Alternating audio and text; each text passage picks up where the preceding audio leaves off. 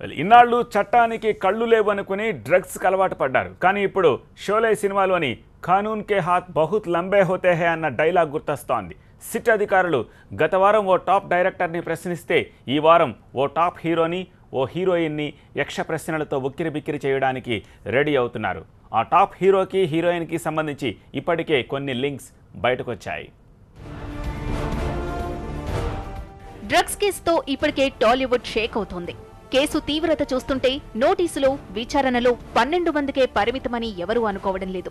SIT ప్రశ్నావళి, సాక్ష్యాధారాలు చూసిన వారికి మైండ్ బ్లాంక్ అయింది.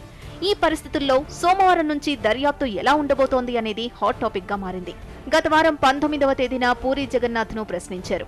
20న శాంకే నాయుడిని విచారించారు. 21న సుబ్బరాజును సుదీర్ఘంగా ఎంక్వైరీ చేశారు. 22న తరుణ్ గోవా లింక్స్ పై ఆరా తీశారు.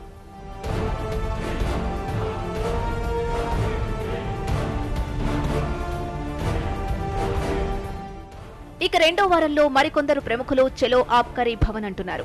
ఇక సోమవారం అంటే జూలై 24న నవదీప్ సిట్ ముందుకొస్తున్నారు. మంగళవారం హీరో రవితేజ ఆబ్కారీ ఆఫీస్ కి ఎంట్రీ ఇస్తారు. బుధవారం చార్మి వంతు, గురువారం ముమైత్ ఖాన్ కి క్వశ్చన్ టైం, శుక్రవారం తనీష్ సమాధానాలు చెప్పాలి, శనివారం నందు సిట్ ప్రశ్నలు ఎదుర్కోబోతున్నారు.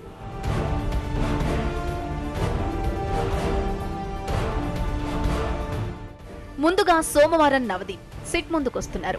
ఇప్పటికే నోటీస్ అందుకున్న నవదీప్ డ్రగ్స్ గురించి తనకేమీ తెలియదన్నారు. ఎవరో ఈవెంట్ ఆర్గనైజర్ తన గురించి చెబితే తాను డ్రగ్స్ తీసుకున్నట్లు ఎలా భావిస్తారని ప్రశ్నిస్తున్నారు. అయినా సరే నవదీప్ సిట్ ముందుకొస్తున్నారు. ఈ యువ హీరోని ఎన్ని గంటలు సిట్ అధికారులు ప్రశ్నిస్తారన్నది కీలకంగా మారింది. కెల్విన్తో పరిచయాలు, డ్రగ్స్ ముఠాతో సంబంధాలపై కీలక ఆధారాల్ని సిట్ సేకరించింది.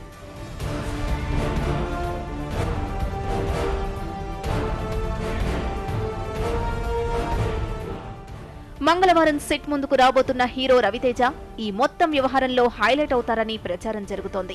పూరి బ్యాచ్ లో రవితేజ కీలకమైన వ్యక్తి. పూరికి అత్యంత సన్నిహితుల్లో ఒకరు.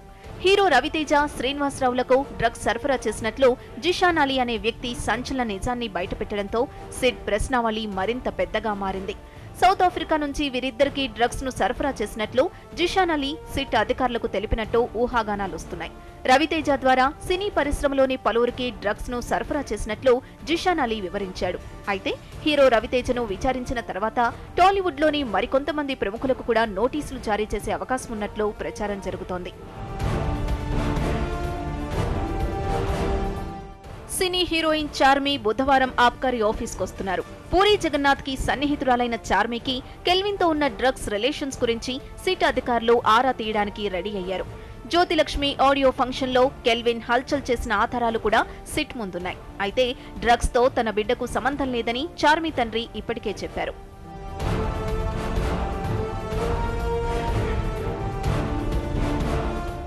సిట్ నుంచి నోటీసులు అందుకున్న ముమైత్ ఖాన్ గురువారం సిట్ విచారణకు హాజరవుతున్నారు. 10 ఏళ్లకు పైగా సినీ పరిశ్రమలో కొనసాగుతున్న ముమైత్ ఖాన్ కి కూడా డ్రగ్స్ అలవాటుందని ఆరోపణలున్నాయి. దీనిపై ఆమెను ప్రశ్నించడానికి సిట్ బృందం పక్కా ఆధారాలతో సిద్ధమైందని ప్రచారం జరుగుతోంది.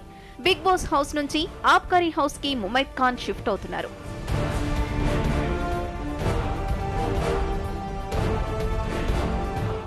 సిట్ బృందం ఒక్కొక్కరిని ఒక్కో రోజు విచారిస్తున్నా అందరికీ ఒకే ప్రశ్నావళి ఉంటుందని అనుకుంటే అది తప్పులో కాలేసినట్లే. ఒక్కో ప్రముఖుడి ముందు రకరకాల ఆధారాలు ఉంచుతున్నారు. కెల్విన్ చెప్పిన వివరాలను, సాక్ష్యాలను సినీ ప్రముఖులకు చూపిస్తున్నారు. తమకేమీ తెలియదని చెబితే క్రాస్ ఎగ్జామినేషన్, అవునని చెబితే మరిన్ని ఆధారాలు, మరికొందరి పేర్లు అడుగుతున్నారు. దీంతో సినీ జనానికి డ్రగ్స్ కేసు అగ్ని పరీక్షలా మారింది. ఈ అగ్ని పరీక్ష నుంచి నిప్పులా బయటకు వచ్చేది ఎవరన్నదే సమాధానం లేని ప్రశ్న.